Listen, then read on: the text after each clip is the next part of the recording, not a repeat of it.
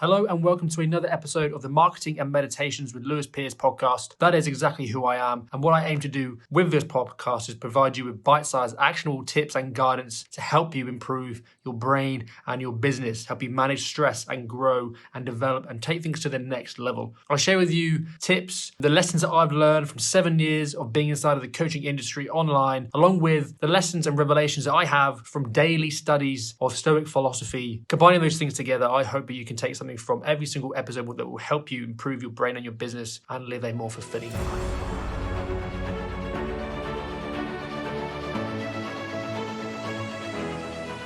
Welcome to episode 3 of Marketing and Meditations. And today's episode is called There's Nothing Time Doesn't Touch. I'm going to share a couple of bombs with you today, both relating to mindset and philosophy, and also related to marketing. Feel free to share your thoughts, your feedback, your ponderings, whether you agree or disagree with what I'm talking about. We're all entitled to our own opinion, and I'm open to hearing yours, so feel free to share it. So there is nothing time hasn't touched and ultimately rendered useless, okay? If you think back to, if we're talking about Stoicism, if we go back to the Roman times, which is essentially where Stoicism was, I would say it was founded in Greece, actually, but not in Greece, in Cyprus, by Zeno. But when we refer to Stoicism, we generally think back to Roman times.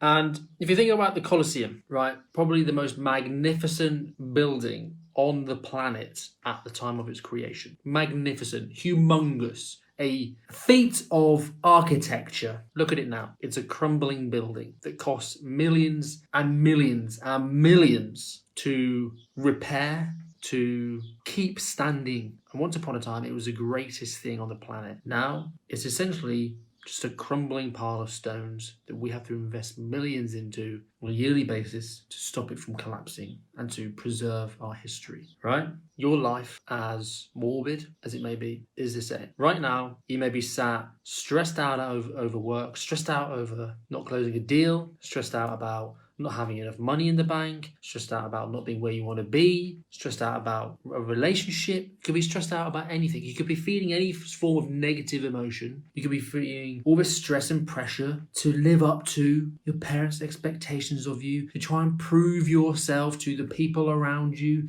to show that you're the alpha, or whatever the female equivalent you want to kind of be. You're doing all these things. You're pushing yourself to the limit. You're sacrificing your health, physically and mentally. You're sacrificing your relationships. You're sacrificing your happiness. And ultimately, in my opinion, your success, because as Gary Vee said, and I actually resonated with this, and I think I shared it on a previous episode, success is waking up in the morning in a good mood. And you are sacrificing that, right? By succumbing to the stress and pressure that you've ultimately, subconsciously or consciously, put on yourself. Fast forward 50 years from now, depending on your age. Okay, we'll go over 100 years to be safe, because I can almost guarantee it. You'll be fucking dead, as will I. And the chances are, generations to come, my daughter's kids will probably have had kids, and they won't even know who the fuck I am. They won't even care what I did. They won't care how much money I made. They won't give a fuck about how many clients I have. They won't care what car I drove, what house I lived in. They will not give a flying shit about any of it, right? If I was to, pile all this pressure on me to live a certain life, to prove my worth, to do all these different things, to live up to the societal beliefs pressed upon us that, we have to hustle and work hard and we have to, grind and all this fucking shit. If I was to succumb to all of that, and if you were to succumb to all of that, all you're doing is taking away your opportunity to do the right thing by you and by other people right now. Which is all that really matters, is that you do the right thing for you and you do the right thing for other people in this present moment in time, okay?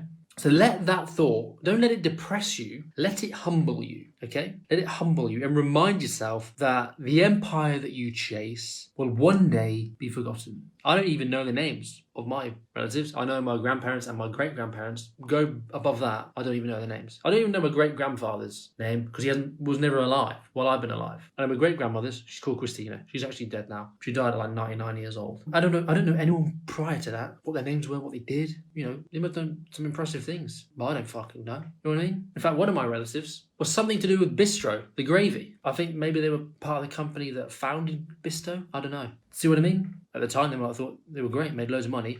I didn't even know his fucking name. I didn't even know what he really did. Do you know what I mean? So let that thought humble you today. I'm not saying don't work hard. I'm not saying don't hustle. I'm not saying don't put the effort in. I'm just saying make sure that you're not sacrificing what really matters in life for the hustle. That's what I'm saying. Okay, I'm not saying don't make money. I'm not saying don't make millions and millions of pounds or dollars or whatever, if that's what you want to make. I'm not saying don't do that. Okay? What I'm saying is remember that no matter what you make, how big an empire you have or that you create, generations from now, no one will know who the fuck you are, right? So always remember, be present, right? Be present with what's going on right now. Feel the urgency of life today. That's the biggest takeaway. I should probably call it the name of the episode that. Feel the urgency of today, okay? So that's my thoughts for the day when it comes to there's nothing time doesn't touch from a philosophical standpoint. From a marketing perspective, you may be coming from a place of imposter syndrome, of fear of getting started, of perfectionism, right? That's stopping you from getting started or doing something that's going to help take you to the next level, okay? And if I was to make a direct correlation between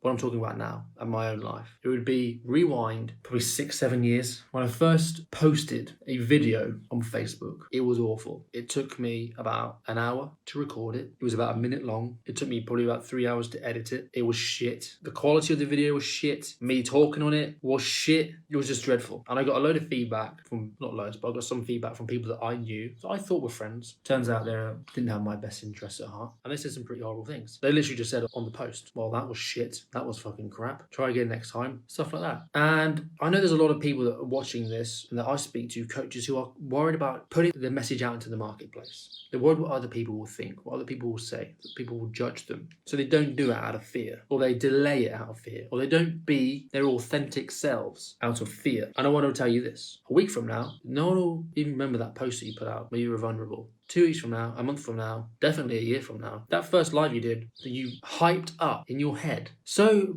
massively that it gave you fucking anxiety and you did it and it was shit, no one's ever going to remember that. Because believe it or not, people have their own lives. They've got their own shit to worry about and they probably don't actually give a fuck about the live that you just did. No offense. Okay? So that's my perspective and what I think you should take away from this topic in relation to your marketing is whatever you're scared of doing, starting, saying, posting, recording, creating, just do it. Because if you fuck it up and it all goes wrong and you do a fucking shit job of it, no one's going to remember. You might remember. And that's probably a good thing. Yeah? Because you'll also probably remember that no one actually gave a shit. And it will help you overcome that fear the next time. So there you have it. Episode 3 of Marketing and Meditations.